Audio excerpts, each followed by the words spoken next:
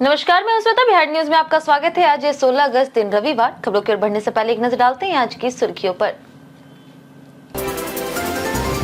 विश्वविद्यालयों में anti bullying और एंटी रैगिंग पर सख्ती, हर कैंपस में खुलेगा परामर्श केंद्र। राज्यपाल ने दिए कई अहम निर्देश।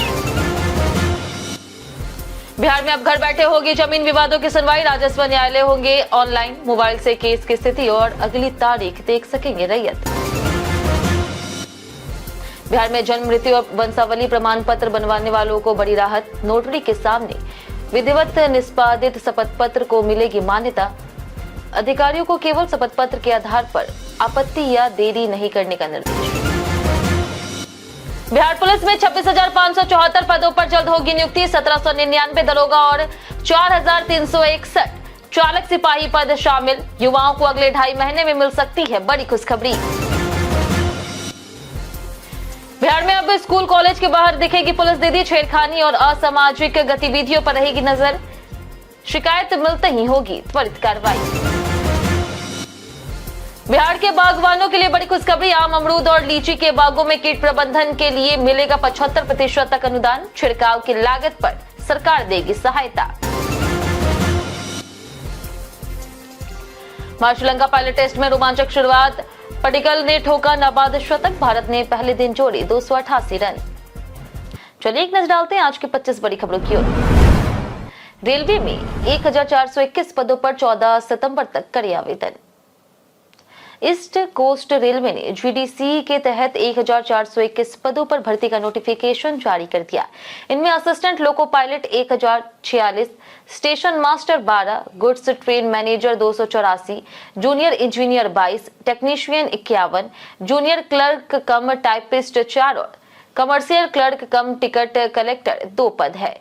आवेदन 15 अगस्त से 14 सितंबर तक आरआरसी भुवनेश्वर की वेबसाइट पर होंगे। उम्मीदवारों को अलग अलग पदों के लिए एक ही ऑनलाइन आवेदन करना होगा। चयन सीबीटी पद के अनुसार सीबीएटी या फिर एप्टीट्यूड या फिर टाइपिंग टेस्ट, फिर डॉक्यूमेंट वेरिफिकेशन और मेडिकल परीक्षा से होगा। सीबीटी में गलत उत्तर पर 1/3 नेगेटिव मार्किंग होगी, जबकि सीबीएटी में नहीं।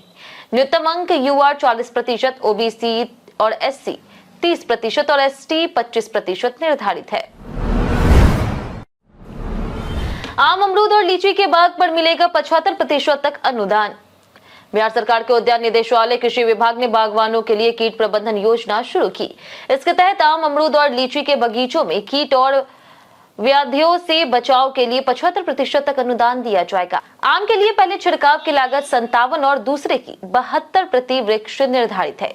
अमरूद में पहला छिड़काव 33 और दूसरा 45 प्रति वृक्ष है। वहीं लीची के लिए पहले छिड़काव की लागत 162 और दूसरे की 114 प्रति वृक्ष निर्धारित की गई। योजना से बागों को कीटों से सुरक्षा, बेहतर गुणवत्ता और उत्पादन, खेती की लागत में कमी तथा किसानों की आय बढ़ाने में मदद मिलेगी। इससे स्वस्थ बाग और समृद्ध किसान का लक्ष्य मजबूत होगा। बिहार में अब घर बैठे होगी जमीन विवादों की सुनवाई। ऑनलाइन कोर्ट शुरू। बिहार में जमीन से जुड़े विवादों के समाधान के लिए अब लोगों को सरकारी दफ्तरों के चक्कर नहीं लगाने पड़ेंगे। राजस्व न्यायालय की प्रक्रिया पूरी तरह से ऑनलाइन की जा रही। मुजफ्फरपुर और मुंगेर में सफल ट्रायल के बाद अगले सप्ताह से चरणबद्ध तरीके से ऑनलाइन कोर्ट शुरू होंगे। इससे 537 सीओ, 101 डीसीएलआर, 38 एडीएम और 38 डीएम कोर्ट में शिकायतकर्ताओं की व्यक्तिगत मौजूदगी जरूरी होगी। रैयत मोबाइल से केस की स्थिति, सुनवाई और अगली तारीख देख सकेंगे। एसएमएस के जरिए वीसी लिंक और ओटीपी से सुनवाई में शामिल होने की सुविधा मिलेगी।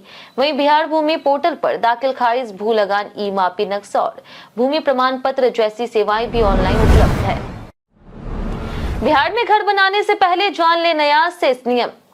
बिहार में घर, दुकान या फिर अन्य भवन बनाने वालों को बड़ी राहत मिली है। सरकार ने श्रमिक कल्याण सेस की सीमा बढ़ाकर के 50 लाख रुपए कर दी है। अब 50 लाख रुपए तक की निर्माण लागत पर 1% सेस नहीं देना होगा, जबकि इससे अधिक लागत वाले निर्माण पर सेस लागू रहेगा। पहले यह सीमा 10 लाख रुपए थी। इस फैसले से छोटे और मध्यम निर्माणकर्ताओं को आर्थिक राहत मिलेगी। सेस की राशि मजदूरों के कल्याणकारी कार्यों में खर्च की जाती है। बिहार भवन और अन्य सनिर्माण कर्मकार कल्याण बोर्ड में 46 लाख से अधिक कामगार पंजीकृत है। वहीं सेस वसूली में पारदर्शिता बढ़ाने के लिए पटना, गयाजी और मुजफ्फरपुर में जीआईएस मैपिंग भी शुरू की गई। जन्म मृत्यु और वंशावली प्रमाण पत्र के लिए सरकार ने बदला बड़ा नियम।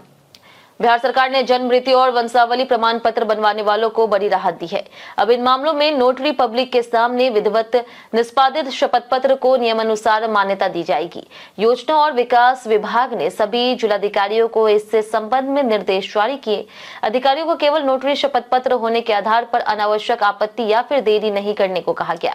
इसका फायदा खास करके ग्रामीण क्षेत्रों में जमीन सर्वे, पैतृक संपत्ति और उत्तराधिकार से जुड़े मामलों में मिलेगा। हालांकि शपथ पत्र अन्य जरूरी दस्तावेजों का विकल्प नहीं होगा। प्रमाण पत्र जारी करने के लिए निर्धारित नियमों का पालन करना जरूरी होगा। सरकार ने पात्र मामलों को समयबद्ध निपटारा सुनिश्चित करने पर जोर दिया। दरोगा से सिपाही तक भर्ती तेज, बिहार पुलिस में जल्द मिलेगी नौकरियां। बिहार पुलिस में भर्ती की तैयारी कर रहे युवाओं के लिए बड़ी खुशखबरी है। डीजीपी विनय कुमार के अनुसार अगले 2 से 2.5 महीने में 26,574 पुलिस पदों पर भर्ती प्रक्रिया पूरी कर ली जाएगी। इनमें 1,799 दरोगा और 4,361 चालक सिपाही पद शामिल है।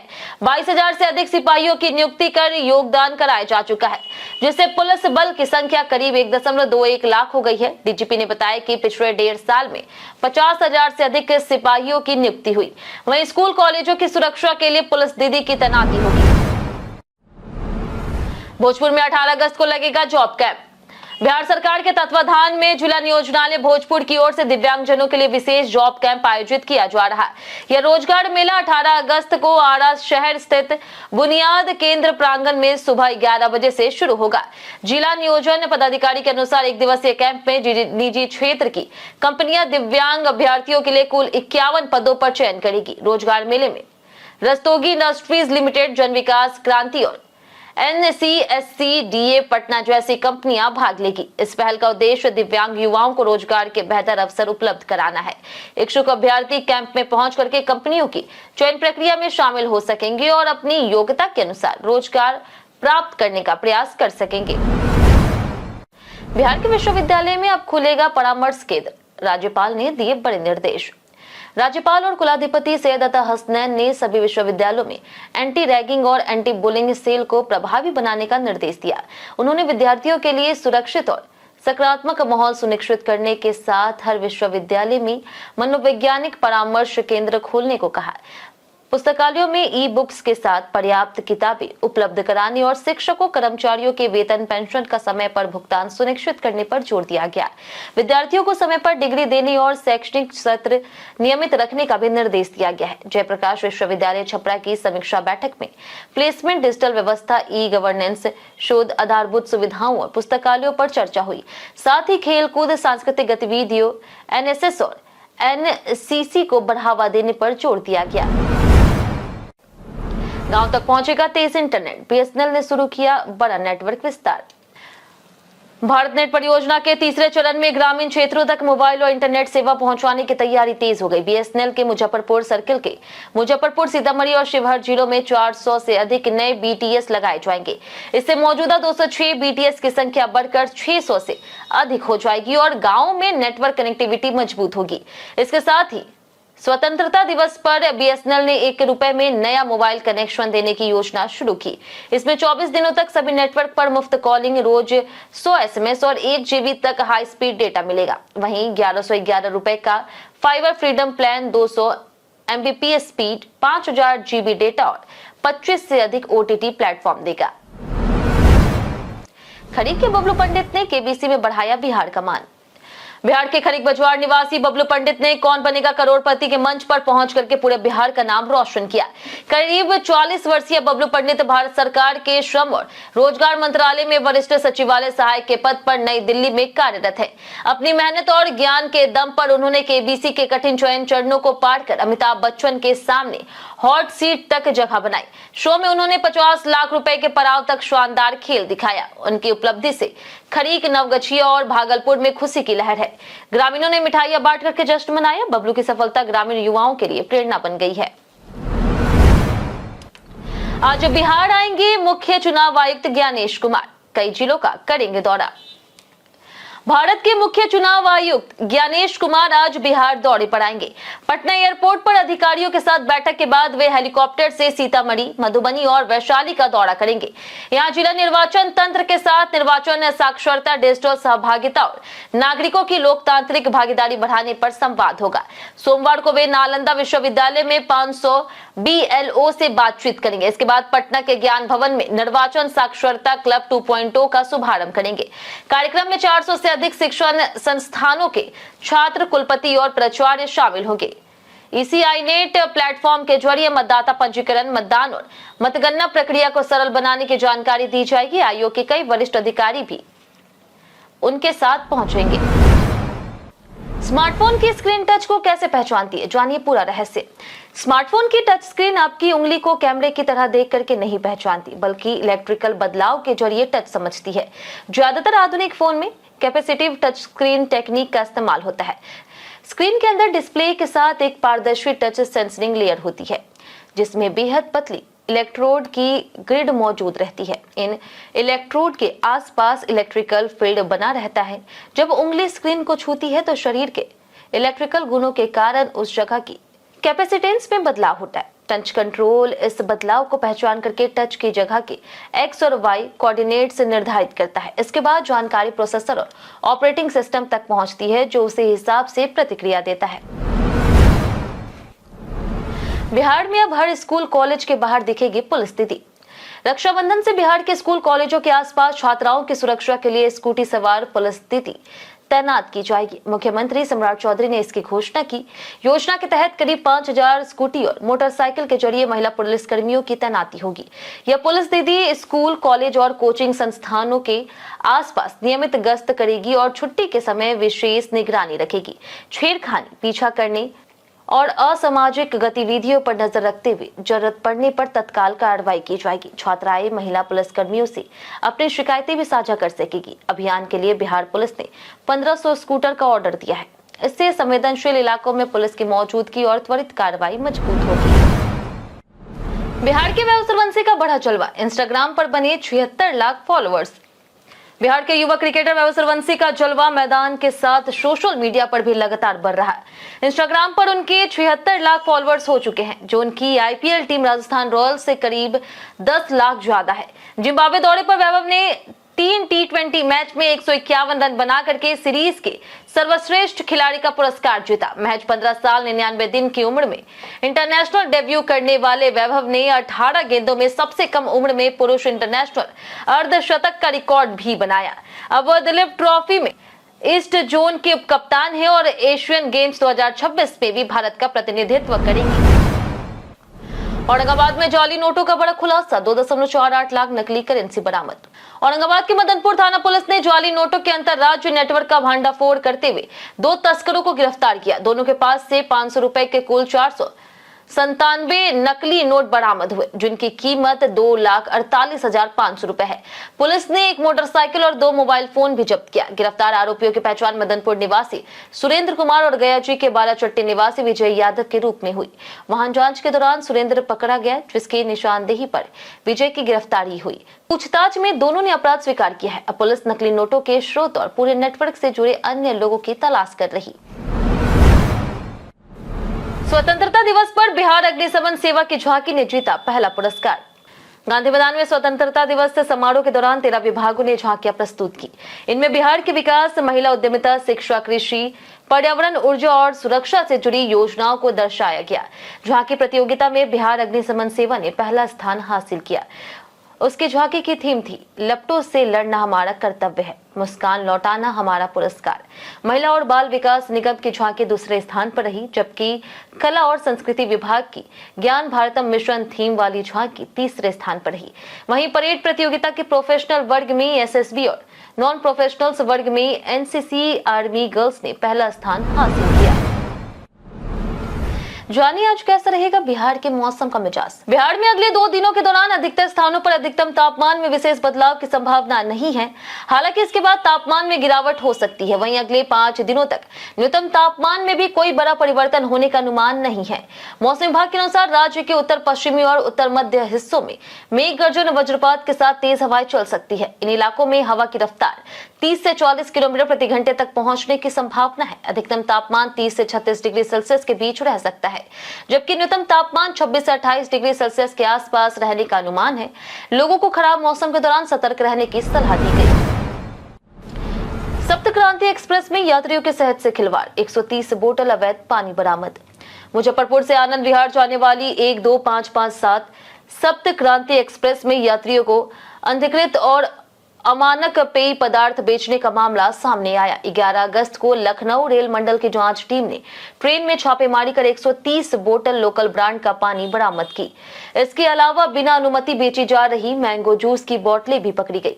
जांच में सामने आया कि मुजफ्फरपुर से ट्रेन रवाना होने के बाद रास्ते में अनधिकृत वेंडरों द्वारा पानी और अन्य पेय पदार्थ ट्रेन में चढ़कर यात्रियों को बेचे जा रहे थे। कार्रवाई के बाद ट्रेनों में खाद्य सामग्री की निगरानी और मुजफ्फरपुर रेल मंडल की चेकिंग व्यवस्था पर सवाल उठे। यात्रियों ने नियमित जांच की मांग की। स्वतंत्रता दिवस पर सीएम सम्राट चौधरी ने किए 18 बड़े ऐलान। बीते दिन यानी कि स्वतंत्रता दिवस पर मुख्यमंत्री सम्राट चौधरी ने बिहार के विकास को लेकर के कई बड़ी घोषणाएं की। 2030 तक 1 करोड़ युवाओं को सरकारी नौकरी और रोजगार देने का लक्ष्य रखा गया। 17 अगस्त से विद्यार्थी सहयोग पोर्टल शुरू होगा, जहां छात्रों की शिकायतों का 30 दिनों में समाधान होगा। 80 वर्ष से अधिक उम्र के बुजुर्गों को घर पर इलाज और 551 स्कूलों में मुफ्त प्रतियोगी परीक्षा कोचिंग मिलेगी। बिहार में 5 लाख करोड़ रुपए निवेश और 25 नई चीनी मिलों का लक्ष्य है। 125 यूनिट मुफ्त बिजली और 25 लाख घरों पर रूफटॉप सोलर लगाने की योजना है। साथ ही 12 ग्रीनफील्ड टाउनशिप, 589 किलोमीटर एक्सप्रेसवे और 2 नए एयरपोर्ट की योजनाएं भी घोषित हुई। आज गर्दनीबाग में पप्पू यादव करेंगे भूख हड़ताल। पूर्णिया सांसद पप्पू यादव ने बिहार में बढ़ती अपराध, हत्याओं और छात्रों के मुद्दों को लेकर के सरकार के खिलाफ आंदोलन का ऐलान किया। वैशाली में मृत ठेकेदार राम नरेश राय के परिजनों से मुलाकात के बाद उन्होंने 16 अगस्त को पटना के गर्दनीबाग में 1 दिवसीय भूख हड़ताल करने की घोषणा की। उन्होंने छात्रों के आंदोलन और बीपीएससी से जुड़े मुद्दों का समर्थन करते हुए प्रमोशन में प्रोफेशनल योग्यता तथा हिंदी अंग्रेजी भाषा से जुड़े मामलों पर भी सवाल उठाए। पप्पू यादव ने चेतावनी दी है कि मांगे नहीं मानी गई तो अनिश्चितकालीन भूख हड़ताल और बिहार बंद का आह्वान किया जा सकता है। उन्होंने अमित शाह के इस्तीफे तक विपक्षी आंदोलन जारी रखने की बात भी कही। गोल में टीम इंडिया का जलवा, पडिक्कल ने ठोका शानदार शतक। भारत और श्रीलंका के बीच पहला टेस्ट मैच गोल में शुरू हो गया। भारत ने टॉस जीत करके पहले बल्लेबाजी करते हुए पहले दिन 73 ओवर में 288 रन बनाए और 2 विकेट गंवाए। देवदत्त पडिक्कल ने शानदार वापसी करते हुए 178 गेंदों पर 131 रन की नाबाद शतकीय पारी खेली। ऋषभ पंत 27 रन बना करके क्रीज पर मौजूद हैं। यशस्वी जायसवाल 32 रन बना करके रन आउट हुए, जबकि कप्तान शुभमन गिल 16 रन पर आउट हो गए। केएल राहुल ने 77 रन बनाए लेकिन रिटायर्ड हर्ट हुए। श्रीलंका के लिए प्रभात जयसूर्या को 1 विकेट मिला। यह सीरीज वर्ल्ड टेस्ट चैंपियनशिप के लिहाज से भारत के लिए महत्वपूर्ण है। कई कारणों से दर्ज भारत के इतिहास में आज की तारीख। 1904 में स्वतंत्रता सेनानी और प्रसिद्ध कवयित्री सुभद्रा कुमारी का जन्म हुआ। 1928 में शिक्षाविद और राजनीतिक सिद्धांतकार रजनी कोठारी का जन्म हुआ। 1970 में अभिनेता सैफ अली खान और अभिनेत्री मनीषा कोइराला का जन्म हुआ। 2001 में भारत के स्टार बैडमिंटन खिलाड़ी लक्ष्य सेन का जन्म हुआ। इसी दिन 2001 में प्रसिद्ध भौतिक और मौसम वैज्ञानिक अन्ना मनी का निधन हुआ। 2018 में पूर्व प्रधानमंत्री और लोकप्रिय राजनेता अटल बिहारी वाजपेयी का निधन हुआ। वहीं 2020 में पूर्व क्रिकेटर और राजनेता चेतन चौहान का निधन हुआ। हफ्ते भर में सोना चांदी हुआ महंगा, जानिए कितनी बढ़ी कीमत। इस हफ्ते सोने और चांदी की कीमतों में जोरदार तेजी देखने को मिली। इंडिया बुलियन ज्वेलर्स एसोसिएशन यानी कि IBGA के मुताबिक 24 कैरेट सोना 2742 रुपए बढ़कर 1,52,363 रुपए प्रति 10 ग्राम हो गया। 22 कैरेट सोना 1,39,565 और 18 कैरेट सोना 1,14,272 रुपए प्रति 10 ग्राम पहुंच गया। वहीं चांदी 2,469 रुपए महंगी होकर के 2,33,842 रुपए प्रति किलो हो गई। सोने का साप्ताहिक उच्चतम भाव 1,53,419 रुपए और चांदी का 2,37,214 रुपए रहा। अंतर्राष्ट्रीय बाजार में सोना $4,440 और चांदी $65 प्रति औंस के करीब पहुंची। विशेषज्ञों के अनुसार अमेरिका में महंगाई घटने और ब्याज दरों में संभावित नरमी से दोनों धातुओं को समर्थन मिला। स्कॉलरशिप पाने का सुनहरा मौका, NSP 2026 में आवेदन शुरू। नेशनल स्कॉलरशिप पोर्टल यानी कि एनएसपी पर 2026 के लिए प्री मैट्रिक और पोस्ट मैट्रिक स्कॉलरशिप के आवेदन शुरू हो चुके हैं। ऑनलाइन फॉर्म 1 जून से 31 अक्टूबर तक भरे जा सकते हैं, जबकि हार्ड कॉपी 15 नवंबर तक स्कूल या फिर कॉलेजों में जमा करनी होगी। आवेदन पूरी तरह से मुफ्त है। छात्र school, college, graduation, post graduation, diploma, certificate और पीएचडी जैसे पाठ्यक्रमों के लिए आवेदन कर सकते हैं। जरूरी दस्तावेजों में आधार, मार्कशीट, बोनाफाइड जाति और आय प्रमाण पत्र शामिल है। बैंक खाता, आधार और एनपीसीआई से लिंक होना जरूरी है। आवेदन से पहले ओटीआर पूरा करना होगा। फॉर्म जमा करने के बाद प्रिंट आउट लेकर के संस्थान में जमा करना अनिवार्य है। एलपीजी संकट से बचने की तैयारी, भारत ने बढ़ाया अमेरिका से आयात। भारत सरकार ने एलपीजी के सप्लाई को मजबूत करने और घरेलू जरूरतों को प्राथमिकता देने के लिए बड़ा कदम उठाया। सरकार ने सरकारी तेल कंपनियों को अलग अलग देशों से गैस की सप्लाई सुनिश्चित करने और किसी एक क्षेत्र पर निर्भरता कम करने का निर्देश दिया। मिडिल ईस्ट और हॉर्मुज स्ट्रेट से जुड़ी चुनौतियों के बीच भारत अब अमेरिका से एलपीजी आयात बढ़ाने की तैयारी कर रहा। इंडियन ऑयल, भारत पेट्रोलियम और हिंदुस्तान पेट्रोलियम को 2027 से कुल एलपीजी आयात का कम से कम 15% अमेरिका से लॉन्ग टर्म कॉन्ट्रैक्ट के जरिए लेने को कहा गया।